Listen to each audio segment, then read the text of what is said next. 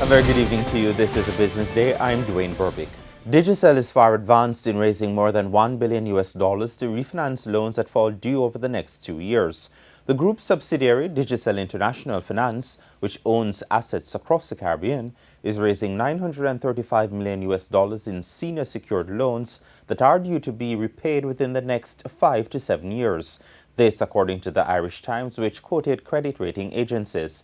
It said Digicel is also seeking to secure a $100 million revolving credit facility. The proceeds will mainly be used to redeem the company's $856 million secured loan, which it must repay between March 2018 and March 2019.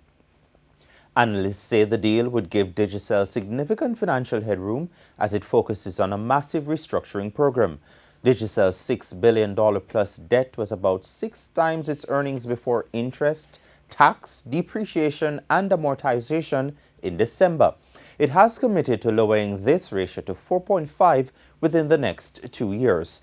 Dennis O'Brien, who set up Digicel in 2001, received $1.1 billion in dividends from the group in the 3 years to the middle of 2015.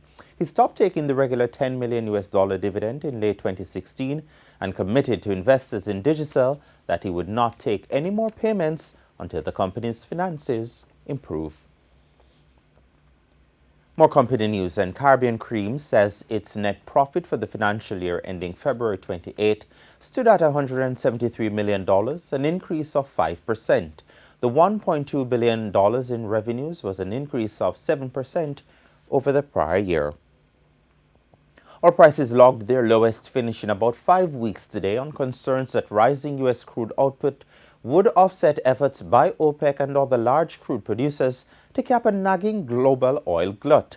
June West Texas Intermediate crude fell 49 cents or 1% to settle at $48.84 a barrel on the New York Mercantile Exchange.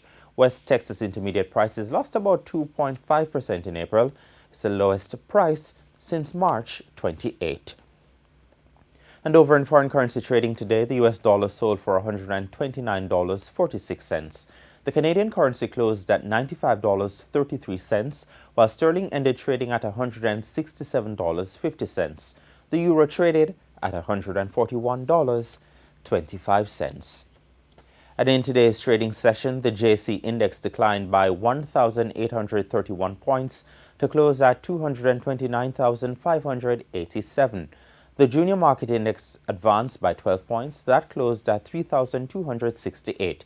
Paramount Trading, Caribbean Cream, General Accident, Cable and Wireless, Jamaica Producers, and Supreme Ventures were all in the winning column.